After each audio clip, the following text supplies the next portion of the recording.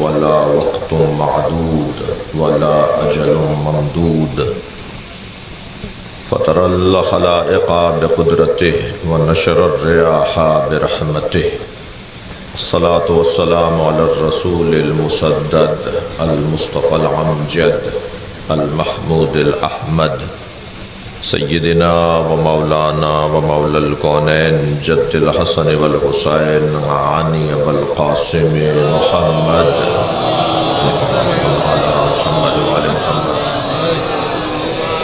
وآله الطيبين الطاهرين المعصومين الذين قال الله إنما يريد الله ليذهب عنكم الرجس أهل البيت ويطهركم تطهيرا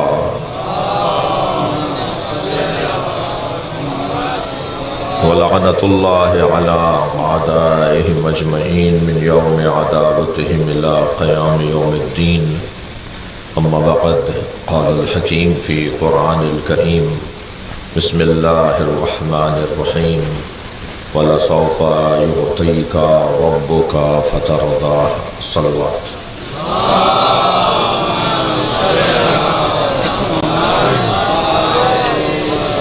بہت بڑا مجمع ہے، بہتر اور بلند صلوات اللہم صل علی محمد وعلی محمد۔ آپ اس سے بھی بلند صلوات پڑھ سکتے ہیں، اللہم صل علی محمد وعلی محمد۔ سورہ مبارکہ ضحیٰ آیت نمبر 4۔ اللہ اپنے مصطفیٰ سے بات کر رہا ہے۔ ویسے بھی پورا قرآن محب اور محبوب کی گفتگو ہے، بلکہ اگر لفظ اور بہتر کروں تو پورا قرآن عاشق اور معشوق کی گفتگو ہے۔ یہ کس نے کہا ہے کہ عشق کی دو قسمیں ہیں، عشق مجازی اور عشق حقیقی؟ یہ بالکل بات مناسب نہیں ہے۔ عشق عشق ہے، دو قسمیں نہیں ہیں۔ وہ عشق ہی کیا جو معشوق کے پا لینے پہ ختم ہو جائے۔ عشق تو اسے کہتے ہیں جو معشوق کے پا لینے پہ شروع ہوتا،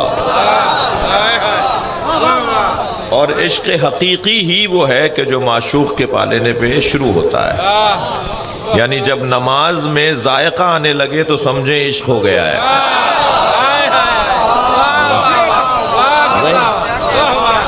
جب نماز پڑھنے میں مزہ آنے لگے تو سمجھیں کہ عشق شروع ہو گیا ہے۔ اور پھر انسان کہیں اور نہیں دیکھے گا، اگر دیکھے گا تو اس نگاہ سے دیکھے گا جس نگاہ سے معشوق دکھانا چاہتا ہے۔ آپ دیکھیے، میں آپ سے محبت کروں، آپ مجھ سے محبت کریں، ہماری محبت کا تقاضا کچھ اور ہے، لیکن اللہ جب کسی سے محبت کرتا ہے تو اس کا تقاضا کچھ اور ہے۔ حدیث قدسی میں ارشاد فرماتا ہے من طلبنی فقد وجدنی، جس نے مجھے چاہا اس نے مجھے پا لیا۔ من طلبنی، مولانا من طلبنی فقد وجدنی، جس نے مجھے چاہا اس نے مجھے پا لیا۔ ومن وجدنی فقد عشقنی، اور جس نے مجھے پا لیا اس نے مجھ سے عشق کیا۔ ومن عشقنی فانا قتلتہ، اور جو مجھ سے عشق کرتا ہے میں اللہ اسے قتل کر دیتا ہوں۔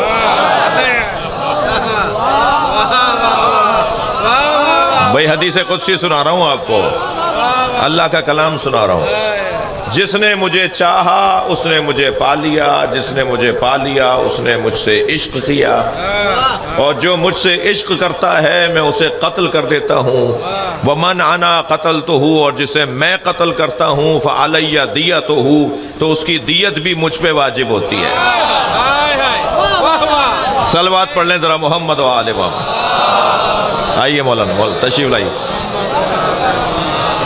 ایک اور صلوات، ایک اور صلوات۔ اللہم صل علی اس سے بہتر اور بلند صلوات۔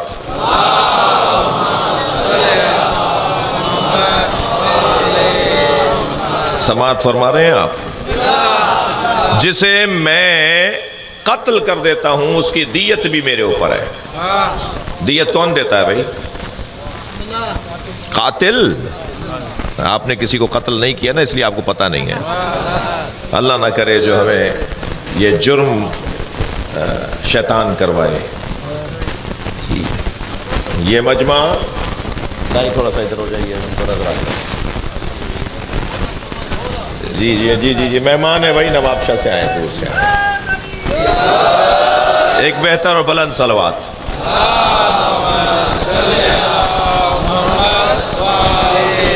مولانا اجازت ہے؟ پتہ نہیں کیوں میری زبان پہ یہ لفظ آ گیا کہ یہ جو مجمع ہے نا، یہ مقتول کو رونے والا ہے، قاتل سے اس کا تعلق نہیں ہے. لہذا حسین مولا کے نام پر جو روتا ہے نا، وہ قتل کے لفظ سے اس کا کوئی تعلق نہیں. کوئی بھی فرش عزا پہ بیٹھنے والا قاتل نہیں ہو سکتا. ہمارا کام قتل کرنا نہیں ہے، ہم مقتول کو رونے والے ہیں. کچھ لوگ ہیں جو کہتے ہیں کہ کوفے میں انہوں نے خود مارا تھا، اب ان کی اولادیں رو رہی ہیں. میں انہیں آئینہ دکھانا چاہتا ہوں. علامہ نقن صاحب کا بڑا حسین جملہ ہے. نقن صاحب فرماتے ہیں اگر کوفے والوں کا رنگ و بو حلیہ ہماری طرح تھا تو ہم حسین کے قاتلوں پہ لعنت بھیج کے ان سے تعلق توڑتے ہیں. اگر تمہارا تعلق نہیں ہے تو تم بھی لعنت بھیجو. مگر تمہارا لعنت نہ بھیجنا بتاتا ہے کہ تعلق تو تمہارا ہے. تھک رہے ہیں آپ میری باتوں سے؟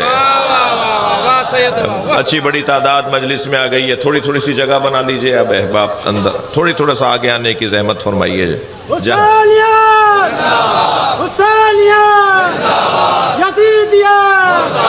آئیے آئیے تشریف لائیے. ہر دشمن پہ لانا.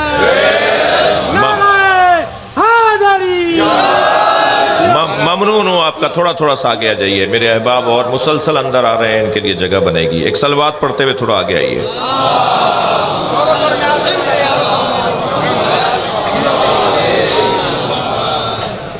ایک اور بہتر صلوات.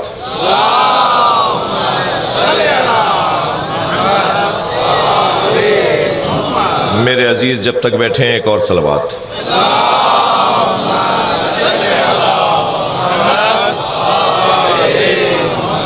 بات آگے بڑھے. بات یہ کر رہا تھا کہ اللہ حدیث قدسی میں ارشاد فرماتا ہے جو مجھ سے عشق کرتا ہے میں اسے قتل کر دیتا ہوں، اور جسے میں قتل کرتا ہوں فعلی دیتہ، تو اس کی دیت بھی میرے اوپر ہے. وعلی دیتہ، اس کی دیت بھی میرے اوپر ہے. وَأَنَا دِيَتُهُ، اور میں خود اس کی دیت بن جاتا ہوں. اب اس کا ہاتھ نہیں ہوتا، ید اللہ ہو جاتا ہے. اس کی زبان نہیں ہوتی، لسان اللہ ہو جاتی ہے. اس کی آنکھیں نہیں ہوتی، عین اللہ ہو جاتی ہیں. تم اسے پکارو گے، جواب میں دوں گا. عشق میرے عزیزوں، میرے بچوں، جوانوں، عشق ایک ہی ہے. اللہ آپ کو مولا رضا کی زیارت کا شرف عطا کرے. جب آپ وہاں جائیں تو اس کے ساتھ حرم امام رضا کے ساتھ ایک مسجد ہے، مسجد گوہر شاد. وہ خانم گوہر شاد نے بنوائی تھی، تیمور لنگ کی زوجہ نے. افغانستان میں اس کا مزار ہے. اس نے اعلان کیا تھا کہ اس مسجد کی تعمیر میں مزدوری پر اسے رکھا جائے گا جس کی نماز قضا نہ ہوئی ہو. جتنے بھی مزدور رکھے گئے وہ سارے وہ رکھے گئے جن کی نماز قضا نہیں تھی.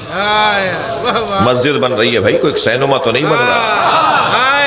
اگر امام بارگاہ اور مسجد کی تعمیر میں ہی بے نمازی ہاتھ لگا رہے ہوں تو اس مسجد کی بنیاد تقوی پر کہاں ہے؟ اور جن اداروں کی بنیاد تقوی پہ نہیں رکھی جاتی ان میں روزانہ جھگڑے ہوتے ہیں.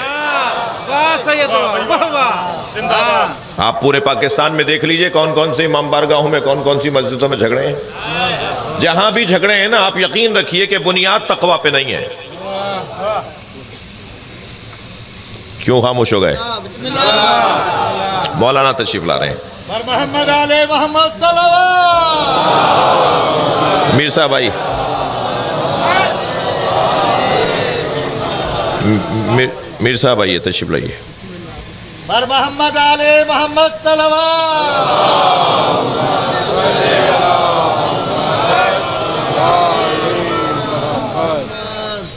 بسم اللہ سید، بسم اللہ. تھوڑی کڑوی بات تو نہیں کی میں نے. اگر کسی مسجد یا امام بارگاہ میں، کسی مدرسے میں، کسی درگاہ پر جھگڑا ہو رہا ہے نا، بسم اللہ. تو جھگڑا ہونا بتا رہا ہے کہ اس کی بنیادیں تقویٰ پہ نہیں ہیں.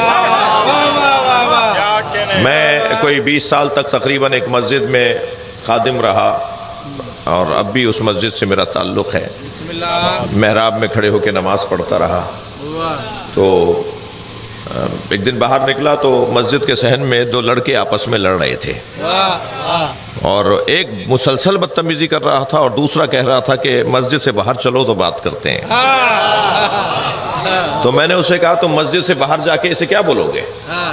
کہنے لگا مولانا یہ مسجد ہے، اللہ کا گھر ہے، یہ لڑنے کی جگہ نہیں ہے. میں باہر جا کر اس کو جواب دوں گا، یہاں اسے جواب نہیں دوں گا. میں نے کہا یہاں کیوں جواب نہیں دو گے؟ اللہ دیکھ رہا ہے. تو باہر بھی اللہ دیکھ رہا ہے، باہر بھی جا کے اس سے لڑائی نہیں کرنا. مگر میں نے اس کا ماتھا چوما. میں نے کہا کہ یہ مجھے کوئی تو ملا جو مسجد میں یہ کہے کہ یہ لڑنے کی جگہ نہیں ہے. عجیب سی زندگیاں ہوتی چلی جا رہی ہیں جی. جیسے بعض روڈ اور چاراہوں پر سرخ بتی نہیں ہوتی، ایسے بعض لوگوں کی زندگی میں سرخ بتی نہیں ہے.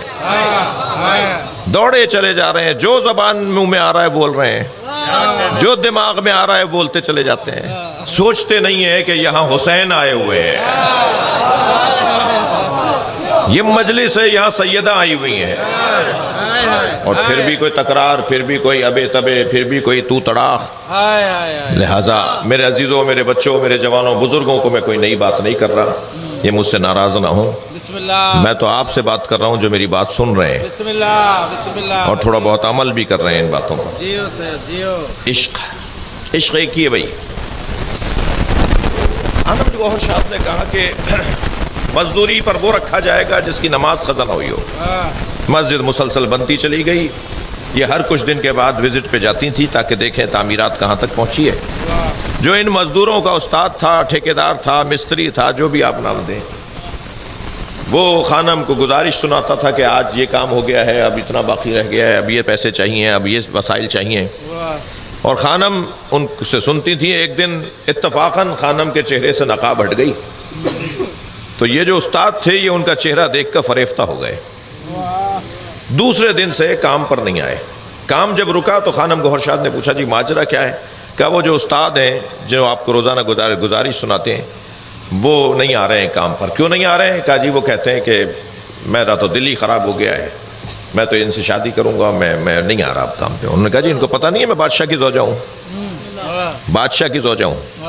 کہا بس وہ کہہ رہے ہیں جی میں کیا کر سکتا ہوں، میرے تو ہاتھ میں ہی نہیں ہے. کہا ٹھیک ہے اب ان سے کہہ دیجئے کہ یہ کام جاری رکھیں، مگر میری ایک شرط ہے، میں ان سے شادی کروں گی اپنی شوہر سے علیحدگی لے کر، عدت گزار کر میں ان سے شادی کروں گی، مگر اب میری شرط یہ ہے کہ نماز شب پڑھے بغیر مسجد نہ بنائے.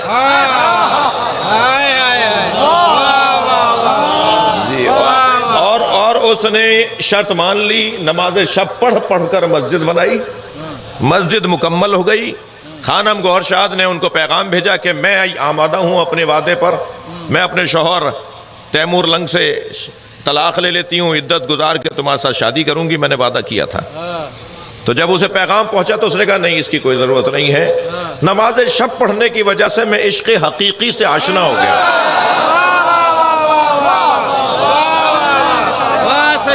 بر محمد علی محمد صلوات.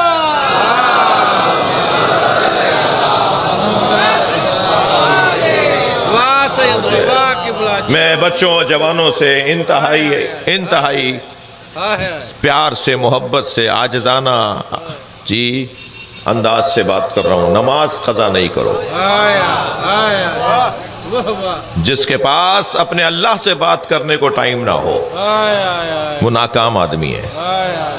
دنیا تعریفیں کرتی رہے، تعریف تو وہ ہے جو علی کی آواز آئی ہے میرا ہے. جی عشق حقیقی میرے بچوں میرے عزیزوں صرف ایک ہی چیز ہے، اور عشق حقیقی کے طول میں اللہ، رسول اللہ اور مولا علی سے عشق، یہ عشق حقیقی کا طول ہے۔ ہم اللہ، رسول اور علی کو عرض میں نہیں رکھتے، برابر برابر مولا علی کو، مولا علی اور مولا رسول کو اللہ کے برابر میں نہیں رکھتے، ہم انہیں عرض میں نہیں طول میں مانتے ہیں۔ میرے ہی اپنے کلام کے دو مصرے مجھے یاد آ رہے ہیں، بسم اللہ کبھی کبھی شاعری بھی کر لیتا ہوں۔ تو عرض کیا تھا کہ غدیر خم کے سفر میں سراب کوئی نہیں، ہر راستے میں دھوکہ ہے مگر علی کے راستے میں دھوکہ نہیں ہے۔ غدیر خم کے سفر میں سراب کوئی نہیں، خدا نبی کا علی کا جواب کوئی نہیں، اور ہزار ذرے مگر آفتاب کوئی نہیں، تراب سب ہیں مگر بو تراب کوئی نہیں۔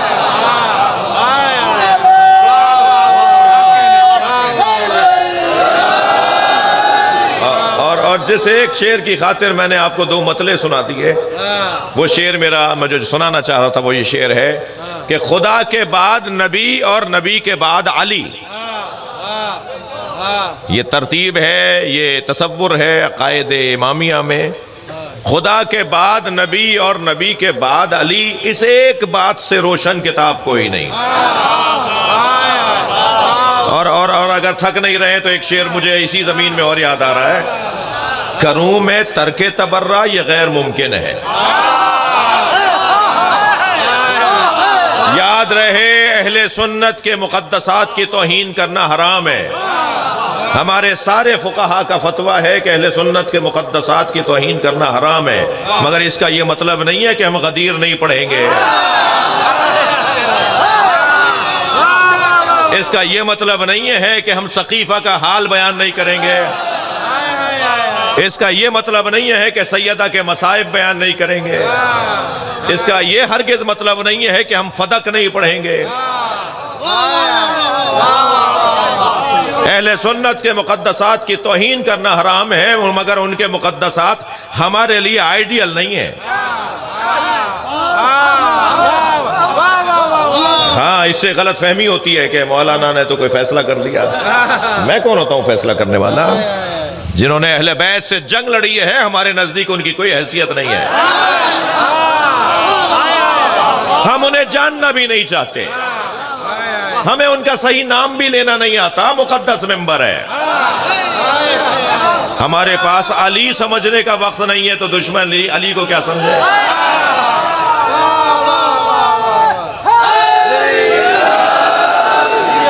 تھک نہیں رہے نا میری باتوں سے آپ؟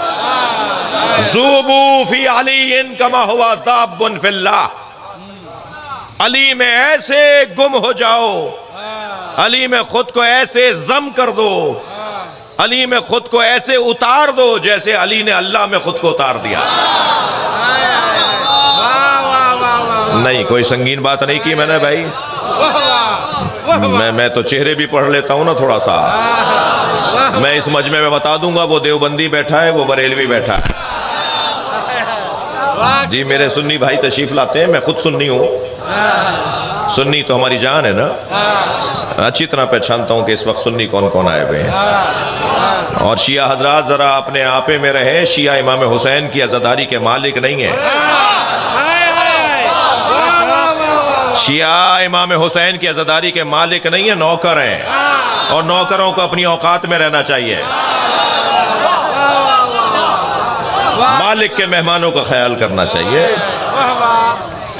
بسم اللہ بسم اللہ، جیو سید جیو، ذوبوا فی علی کما ہوا ذاب فی اللہ، علی میں ایسے گم ہو جاؤ جیسے علی اللہ میں گم ہو گئے۔ بسم اللہ جیو سید۔ ایک گلاس میں دودھ لے لیجئے، شربت لے لیجئے، اس میں سکہ ڈال دیجئے، اور پھر اس سکے سے پوچھئے کہ تمہیں آگے پیچھے دائیں بائیں اوپر نیچے کیا نظر آ رہا ہے؟ تو وہ سکہ کہے گا مجھے دودھ ہی دودھ نظر آ رہا ہے۔ جب علی میں خود کو گم کر دیں گے تو علی کا دشمن نظر کہاں آئے گا؟ علی کا غیر کہاں نظر آئے گا؟ جی میں ایک دکان پر گیا، میں نے کہا جی برتن بیچنے والے سے میں نے کہا کہ مجھے 6 گلاس دے دو، ایک جگ دے دو۔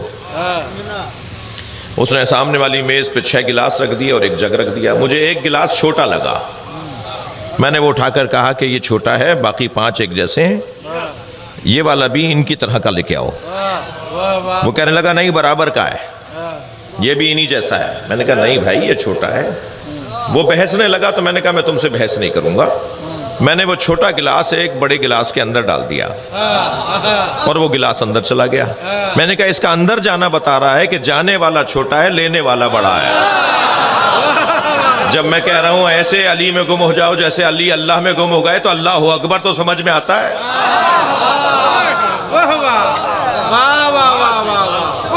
جی عشق، وہ اللہ کا عاشق اول، بلکہ میں کہوں معشوق اول۔ میں پورا قرآن پڑھ کر آج تک نہیں سمجھ پایا کہ قرآن عاشق و معشوق کی گفتگو ہے۔ اس میں عاشق کون ہے اور معشوق کون ہے؟ تھک رہے ہیں میری باتوں سے آپ کا قصور بھی نہیں ہے، اس لیے کہ لفظ عشق اتنا بدنام ہو گیا کہ ممبر سے استعمال ہی نہیں ہوتا۔ جی بسم اللہ۔ عشق کی مثال دی جاتی ہے تو دی جاتی ہے جی وہ لیلا مجنون، سسی پنو، جی ہیر رانجھا۔ میں بھی مجبور ہو گیا کچھ عشق مجازی والوں کے نام لے دیے میں نے، ورنہ عشق تو حسین بتائیں گے کہ کیا ہے۔ علامہ اقبال کہتے ہیں مادر آن مرکز پرکار عشق، یہ سیدہ اس حسین کی ماں ہے جو عشق کے دائرے کا مرکز ہے۔ مادر آن کاروان سالار عشق، یہ سیدہ کی ذات اس حسین کی ماں ہے جو عشق کے کاروان کا سالار ہے۔ پھر علامہ اقبال خود کہتے ہیں بے خطر کود پڑا آتش نمرود میں عشق، یہ حضرت ابراہیم نہیں کودے تھے آگ میں، یہ عشق کودا تھا۔ عقل لبی محو تماشائے لبے بام رہی، عقل تو چھت پہ کھڑی دیکھتی رہی اور عشق آگ میں کود گیا۔ اس وقت میں بہت سارے لوگوں کو مولانا دیکھ رہا ہوں، ان کو پہلو بدلنے کی جگہ نہیں مل رہی، بعض دوستوں کو بیٹھنے کی جگہ نہیں مل رہی، ادھر ہیں جی۔ بدن تکلیف میں ہے نا، مگر روح کو غذا مل رہی ہے۔ جب روح کو غذا اور تازگی ملے اسی کو عشق کہا جاتا ہے، وہی کیفیات عاشقانہ ہے۔ اب یہاں پھر مجھے اقبال کے 2 مصرے یاد آ رہے ہیں، اقبال سننا چاہ رہے ہیں علامہ اقبال؟ پھر علامہ اقبال فرماتے ہیں عشق پر اعمال کی بنیاد رکھ۔ بہت سے لوگوں کو سالانہ 2 رکعت نماز جو عید کی ہوتی ہے نا، وہ پڑھنے کا بھی مزہ نہیں آتا، اور بہت سارے لوگ ایک رکوع میں 2 گھنٹے گزار دیتے ہیں، ساری رات کا سجدہ کرتے ہیں۔ جسے ساری رات کا سجدہ مزہ دے رہا ہے اور اسے سال بھر کی 2 رکعت نماز بھی مزہ نہیں دے رہی، اس کا مطلب یہ ہے کہ اس کی روح بیمار ہے۔ تھک گئے میری باتوں سے آپ؟ جو آخر میں بیٹھے ہیں میری آواز جا رہی ہے جی؟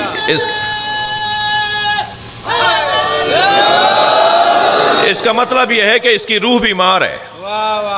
روح کی بیماری اور روح کا علاج ذکر اہل بیت ہے۔ میں ان بچوں جوانوں کو جملہ دے رہا ہوں، موسیقی روح کی غذا نہیں ہے، اللہ رسول اور اہل بیت کا ذکر روح کی غذا ہے۔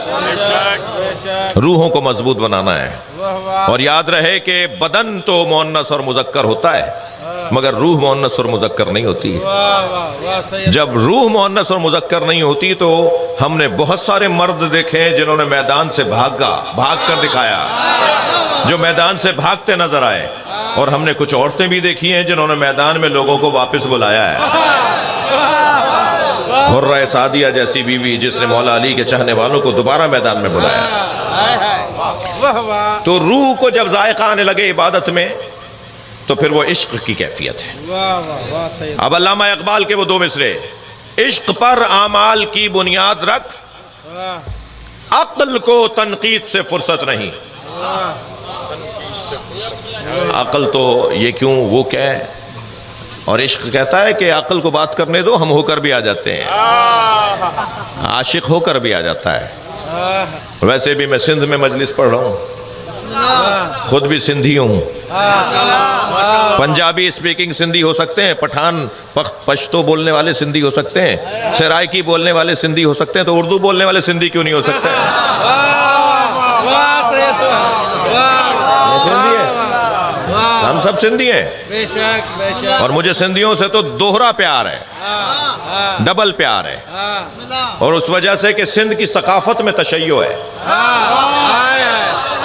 यहाँ का हिंदू भी आली मदद बोलता है, सुन्नी तो वैसे ही मौलाई है। जी, मैंने मौलाना ये जुमला एक जगह कहा तो एक बहुत बड़ा नाम है, नाम नहीं ले सकूंगा मैं अपने मोहतरम लोगों दोस्तों के सामने। हिंदू एक बड़े जमींदार हैं सिंध के, उन्होंने मुझे फ़ोन किया कि आपका ये क्लिप सुन के मैंने अपने पोते का नाम अली आनंद रख दिया। एक मीठा बोल बोलने से अगर अली किसी के घर चले जाएं, जी, तो इसमें मेरा क्या कसूर है भाई? प्यार से बात करना, इससे बेहतर तबलीग का तरीका शायद ही हो। जी, मोहब्बत से, अखलाक से बात की जाए। बात आगे बढ़े। 1,23,999 पैगंबरों की मेहनत के मुहाफिज को नबी कहते हैं। और नबी के पास, आपके और मेरे पास अपने दादा से अगर कोई मीरास चली आ रही हो, परदादा की भी हो, तो आप कहते हैं जी मेरे पास 4 दादाओं की मीरासें हैं, तो कितना संभालने की कोशिश होती है। नबी के पास 1,23,999 पैगंबरों की मीरास है। इतना ज्यादा बड़ा सरमाया सरकार के पास है। बार बार सोचते थे कि ये महफूज कैसे रहेगा, ये अंबिया का सरमाया बचेगा कैसे। तो अल्लाह ने ऐलान किया, वाला सौफा युअतीका रब्बुका फतरदा, बहुत जल्द तुम्हारा रब अपनी एक अता के जरिए तुम्हें राजी करेगा। मुहावराती तर्जुमा है, तुम राजी हो जाओगे अपने रब की एक अता के जरिए से। ये जो तुम परेशान हो रहे हो, सोच रहे हो कि ये सारी मीरास, सारी दौलत बचेगी कैसे, बहुत जल्द तुम्हारा रब तुम्हें एक अपनी अता से राजी करेगा। तुम्हें ये ख्याल आसूदगी में तब्दील हो जाएगा कि तुम इन मेहनतों को बचाओगे कैसे। वला सौफा युअतीका रब्बुका फतरदा इन्ना अतैना कल कौसर, हमने तुम्हें फातिमा जहरा अता कर दी। सैयदा 1,24,000 नबियों की मेहनत के तहफ़्फ़ुज़ को कहा जाता है। तमाम तर अंबिया किराम की मशक्क़तें, रियाज़तें बिदस्ते सैयदा हैं। अल्लाह का काम भी तो देखिए कैसा है। 1,24,000 नबियों में और 12 इमामों में एक सैयदा को अल्लाह ने काफ़ी समझा। वो सारे मर्द, ये एक बीबी। 1,24,000 नबियों की मेहनतों की जामिन, 12 इमामों की मेहनतों की जामिन, तशय्यो की बानी जनाब ज़हरा है। ये शियत जो मजहब है, शियत, ये जो शियत मजहब है, इसकी बुनियाद सैयदा ने रखी है। ये कोई हादसतन नहीं हुआ है। सैयदा ने तशय्यो की बुनियाद रखी है, दरबार में फदक मांग के।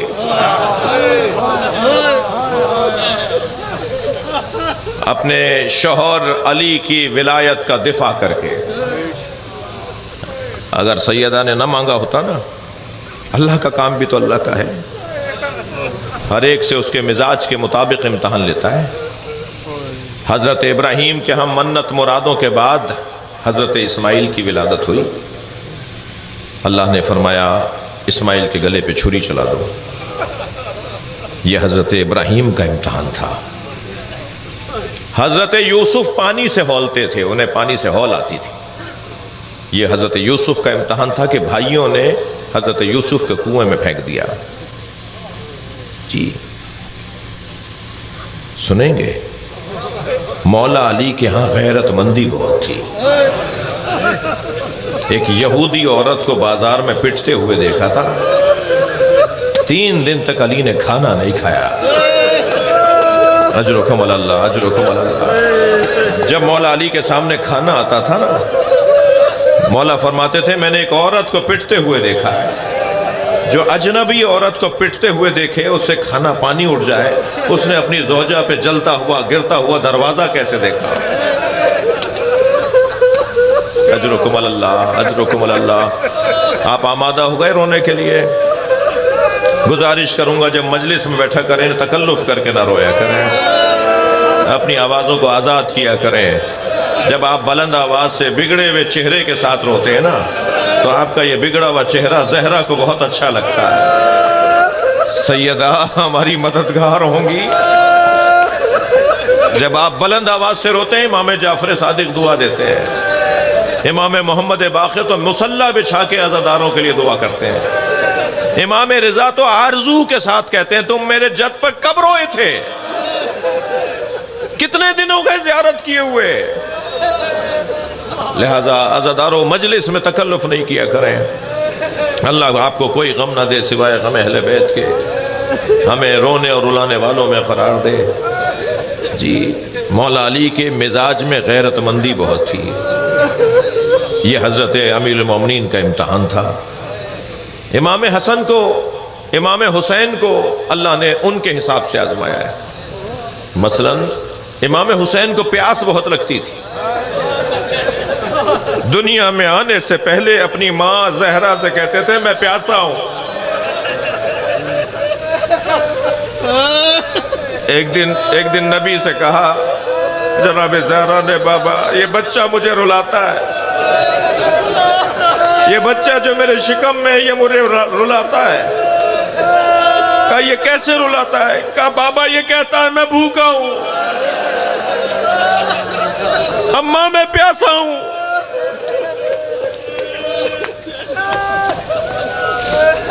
امام حسین کا امتحان یہ تھا اللہ کی طرف سے کہ امام حسین کو جیسا بنا کر اللہ نے بھیجا تھا، آپ کے بدن مبارک کا تقاضا یہ تھا کہ آپ کو پیاس جلدی جلدی لگتی تھی، اور سارے خاندان کو امام حسین کی اس تکلیف کا احساس تھا، سارے خاندان کو، جناب زینب کو، جناب زہرا کو، امام حسن کو، حتیٰ 4 سالہ سینے پہ سونے والی سکینہ کو، کہ بابا کو پیاس بہت لگتی ہے۔ آپ نے غور کیا کہ جب امام سجاد نے امام حسین کی قبر بنائی تو قبر پہ یہ نہیں لکھا ہذا قبر الحسین الذی قتلوا مظلوما، یہ اس کی قبر ہے جسے مظلوم مارا گیا۔ امام نے لکھا الذی قتلوا عطشانا، یہ اس کی قبر ہے جسے پیاسا مارا گیا۔ تھکے نہیں، جنہیں رونا آ رہا ہے اپنی آواز آزاد کریں۔ اتنا بڑا مجمع آواز کربلا تک جائے، جن کے مذہب میں رونا جائز ہے وہ تکلف نہ کریں، لیکن جن کے بڑوں نے رونے سے روکا ہے میں انہیں تسلی کے لیے کہہ رہا ہوں کہ رونے کا حکم دینے والوں میں امام جعفر صادق ہے، امام رضا ہے۔ آنکھوں میں آنسو لانا یہ آرزو اہل بیت ہے، جی آرزو اہل بیت ہے۔ امام حسین کربلا میں سب سے زیادہ پیاسے تھے۔ دوسری دلیل دے دوں، جب حضرت علی اکبر سے مولا حسین نے فرمایا نا تم پیاسے بہت ہو، اپنی زبان میرے منہ میں دے دو، شاید میرے منہ کی تراوٹ سے تمہیں تسلی ہو جائے۔ جب حضرت علی اکبر نے اپنی زبان امام حسین کے دہن میں دی نا، پیچھے ہٹتے ہوئے فرمایا بابا آپ مجھ سے زیادہ پیاسے ہیں۔ تیسری دلیل دوں، جب ذوالجناح خبر شہادت لے کر آیا، امام حسین کی شہادت کی خبر کون لے کر آیا؟ یہ انسان تو آگ لے کر آ رہے تھے، یہ ذوالجناح تھا جو اہل بیت کے ہاں خبر شہادت لے کر آیا۔ بیٹیوں والے لوگ بیٹھے ہوئے ہیں نا، آپ کے بیٹیاں ہیں نا، بیٹیوں سے باپ کو بڑا پیار ہوتا ہے، اور بیٹیاں بھی باپ سے بہت پیار کرتی ہیں۔ میں نے کربلا کے مقتل میں دیکھا ہے، ذوالجناح جب خبر شہادت لے کر آیا تو ڈھونڈ رہا تھا کہ سکینہ کہاں ہے، اسی خیمے پہ جا کر کھڑا ہوا جس میں جناب سکینہ تھی، زمین کربلا پہ اپنا پیر ایسے مار رہا تھا جیسے ماتم کر رہا ہو۔ جب بی بی سکینہ نے گھوڑے کی آواز سنی تو دوڑتی ہوئی خیمے کے دروازے پر آئی، کیا دیکھا کہ بابا کا گھوڑا تو آیا ہے، بابا نہیں آئے، تو انتہائی وقار کے ساتھ قدم اٹھایا۔ سمجھداریاں قربان ہو حسین کے بچوں پر، انتہائی طمانینت کے ساتھ، وقار کے ساتھ قدم اٹھایا اور گھوڑے کی گردن پہ ہاتھ رکھ کے فرمایا یا جوادو ابھی حل سقیا ابھی ام قتل عطشانا، اے میرے بابا کے گھوڑے اتنا بتا دے بابا کو پانی پلا کر مارا؟ میرا بابا پیاسا بہت تھا، بہت گریا ہو گیا، مجلس میرے حصے کی ہو گئی عزادارو۔ امام سجاد کا امتحان یہ تھا کہ امام سجاد کا بدن نازنین بہت تھا، ہاتھ پیر نرم بہت تھے، اکثر سفروں سے لوٹتے تھے تو بخار ہو جاتا تھا۔ یہ کربلا میں پہلی دفعہ نہیں ہوا تھا، امام بچپن سے تھوڑی کثرت کے بعد آپ کو بخار ہو جاتا تھا۔ ہاتھ بلا تشبیہ روئی کے گالوں کی طرح نرم تھے، جس کا بدن اتنا نرم ہو اس کے پیروں میں کانٹے چبھیں گے۔ وہ کربلا سے کوفہ، کوفہ سے شام جائے گا، اسے تازیانے مارے جائیں گے۔ یہ امام سجاد کا امتحان تھا۔ سنیں گے عزادارو، جناب زہرا کے مزاج میں مانگنا نہیں تھا۔ آپ نے کبھی اپنے بابا سے کچھ نہیں مانگا، آپ نے کبھی اپنے شوہر سے کچھ نہیں مانگا۔ جس کے مزاج میں مانگنا نہیں تھا، مولا نبی نے فرمایا فاطمہ میرے بعد تمہیں فدق مانگنا ہوگا۔ جس کے مزاج میں مانگنا نہیں تھا وہ بھری مسجد میں فدق مانگنے گئی۔ عزادارو کچھ لوگ کہتے ہیں شیعہ روتے ہیں، میں ان سے کہتا ہوں ذرا مجلس میں آ کر دیکھ لو یا کتابیں پڑھ کے دیکھ لو، پھر ہم سے کہنا ہم روتے کیوں نہیں، ہم مر کیوں نہیں جاتے۔ جس کے لیے نبی کھڑے ہو جاتے تھے، وہ جب مسجد میں آئی ہیں نا تو کوئی کھڑا نہیں ہوا، سیدہ کھڑی رہیں، سب بیٹھے رہے۔ بس میں مجلس مکمل کر رہا ہوں۔ ایک بہت بڑا نام تھا لاڑکانہ کے عبدالحمید چانڈیو صاحب، بڑے مضبوط خطیب تھے۔ وہ جب جناب زہرا کے یہ مصائب پڑھتے تھے نا کہ جناب زہرا نے بابا کی تحریر دکھائی، تو یہ مصائب پڑھتے ہوئے اپنی جیب سے کاغذ نکالتے تھے، اسے ٹکڑے ٹکڑے کر کے ممبر سے نیچے پھینک دیتے تھے، پھر اتر کے جاتے تھے اور وہ ٹکڑے اٹھا کے دوبارہ ممبر پر آ کر روتے ہوئے مجمع سے کہتے تھے کتنی دیر لگی؟